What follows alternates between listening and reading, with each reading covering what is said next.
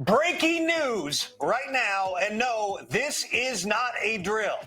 Just moments ago, the Seattle Seahawks have agreed to terms with the Las Vegas Raiders on a blockbuster trade, sending their starting quarterback, Geno Smith, a two-time Pro Bowler, to Las Vegas in exchange for a 2025 third-round pick.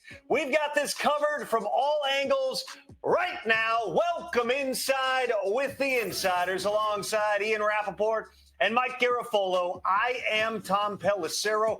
This has all kinds of domino effects across the rest of the quarterback market. Let's dig into it right now, Ian, starting out with the fact that this trade came together. My understanding has been the Seahawks were in talks with Geno Smith about a new contract. They stood willing to give him a raise in 2025, give him a new deal, but they were not able to come to an agreement. So what do you know? His old coach, Pete Carrol, who gave him the starting opportunity in Seattle, revived Geno Smith's career. Now those two reunite once again in Las Vegas.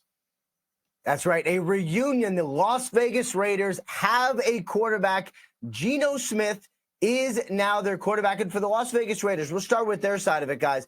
It has been quite a winding road. Of course, we know they're one of the teams, the team to try to trade for Matthew Stafford. He eventually stayed with the Los Angeles Rams. They explored plenty of options, but it really seemed they just weren't set on any one. At the Combine, the first conversation happened between the Raiders and the Seahawks. Hey, could this actually happen? Obviously, they know each other. Pete Carrol with the Seahawks. The sides are friendly. Everyone on the same page here. Could this happen? Not really. Let's sort of check back, maybe stay in touch.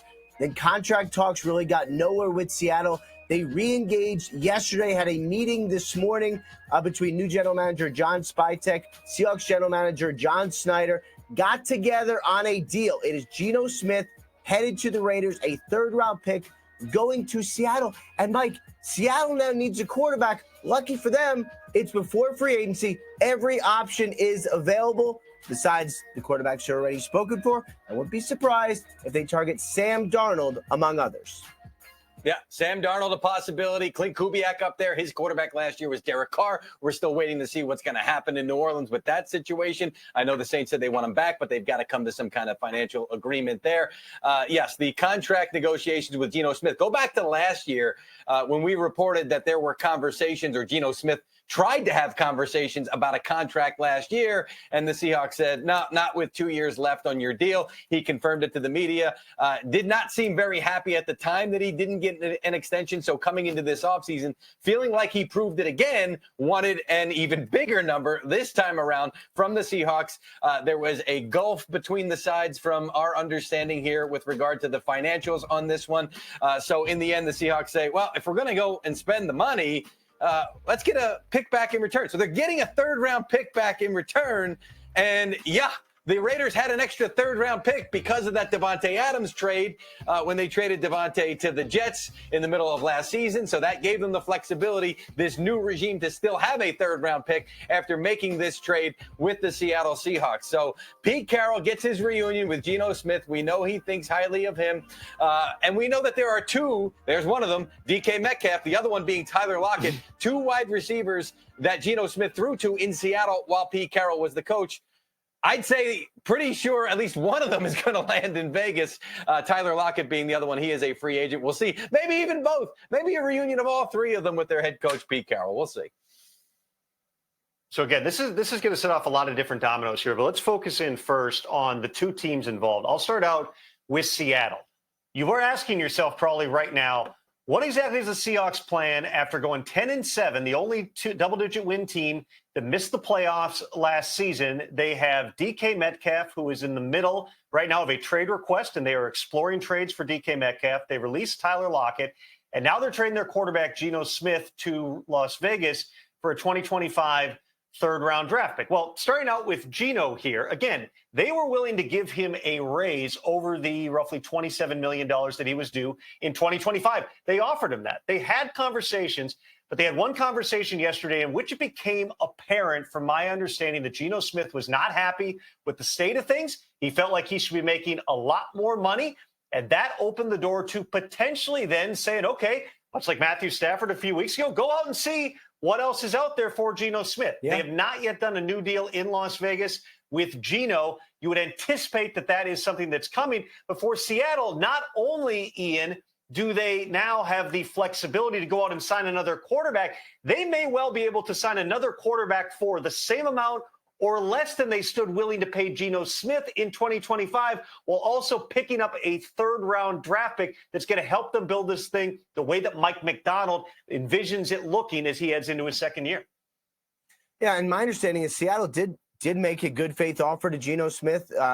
From what I'm told, around the Baker Mayfield area, so up into the 30s for Geno, it was met with this is just not enough. And if you're an organization of a starting quarterback and you are just not on the same page with value, and you can somehow, some way get an option that you consider to be the same or maybe even better, or if it ends up being Sam Darnold, a lot younger with plenty of potential, this is a time to do a trade. And look, for Seattle, it's a risk, right? You go into free agency knowing that you do not have a quarterback, and it's a risk. But there's not that many chairs available, and there's not that many quarterbacks available. So if you're Seattle, you know you got a pretty good chance at someone like Darnold if you can outbid the Vikings, who have said publicly and privately that they want him back.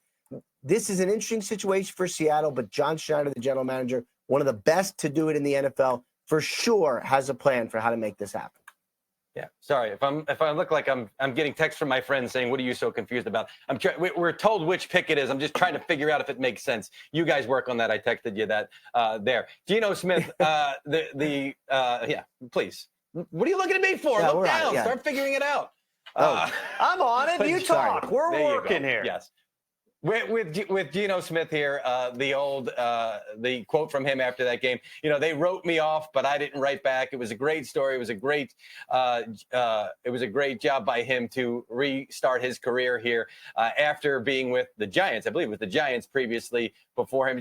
Geno had 2 stops in New York, heads to Seattle there. Now restarts in Vegas. This is a guy that has played with a lot of pride throughout his entire career, and pride helped really restart things in Seattle. He kept those mental notes in his head of everything that people had said through him throughout his career. And you know that Pete Carrol is going to feed into that. He is going to make sure that Geno Smith knows that people are writing him off probably once again and motivate him to once again restart his career.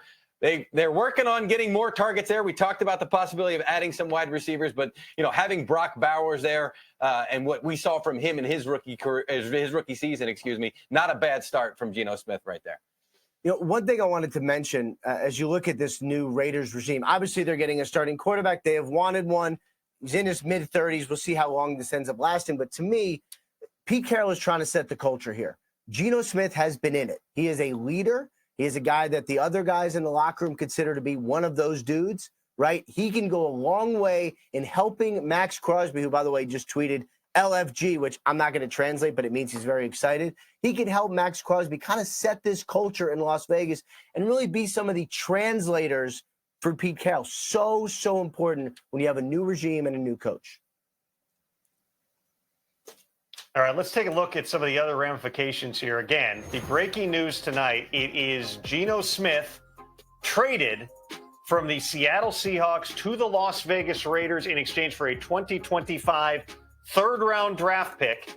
This is significant in so many different ways. Again, we will get to the fallout on the rest of the quarterback market as this continues to go on. We also know Las Vegas Raiders all of a sudden have something Max Crosby been waiting for, which is a quarterback. He's saying, let's go, with another word in there. It's a sign that he's very excited one day after he signed that monster contract extension. Now the Raiders are hoping that they have found their quarterback. For more on this, let's bring in our Brian Baldinger as well as Steve Weitz into the conversation. Steve, I'll start out with you here. When you hear this news of this trade, what do you make of it, knowing the dynamics of what the Raiders have been trying to accomplish in this offseason? Yeah, Tom, you guys are hitting the real high notes right here. Look, I saw Raiders owner Mark Davis at the Super Bowl, and he told me we have got to get a quarterback. And real quick, to go to that Max Crosby tweet, LFG, the guy helping them help him find a quarterback, Tom Brady, that was a big thing for him too. And Mark Davis said they were going to lean on Tom. So now, as Ian said, they've got a veteran quarterback in here with the experience that can help them level up and change the culture, much like the Chargers did last year. Look at how tough that division is. They had to get a quarterback with some skins on the wall who's still got some time left in his career to get things turned around. Now Chip Kelly, the new offensive coordinator, can start designing an offense that plays to Geno's strengths. And just historically, what do the Raiders like to do? They like to throw the deep ball. We know Geno can throw the deep ball, so he checks some of the boxes organizationally, but more so culturally as Pete Carroll tries to turn it around. And then we'll get to the Seahawks end of things a little bit later. Well, Steve, he goes from the NFC West to the AFC West here. And, you know, when you look at Chip Kelly and when he came to Philadelphia the first time, it was everything that he did at Oregon. It was up-tempo. It was spread. Well, that's the offense that Geno Smith grew up in at West Virginia. I mean, it's exactly the same offense. So he understands tempo. He understands shotgun. He understands getting the ball out of his hands fast. So I think there's a marriage there. And just going back to when Geno got that job with Seattle, I remember there was a quarterback battle, him and Drew Lock, and Geno won that battle. And I remember talking to Geno at that time, and he said for the first time in his whole career, he felt like the organization had his back. And Pete Carroll has his back in this deal right here. So you got Pete, you've got Chip, you got Geno, and they've got a quarterback here that is lined up, due for more yards this year with a coordinator that's not even in the league anymore in Ryan Grubb than he had ever thrown in his career.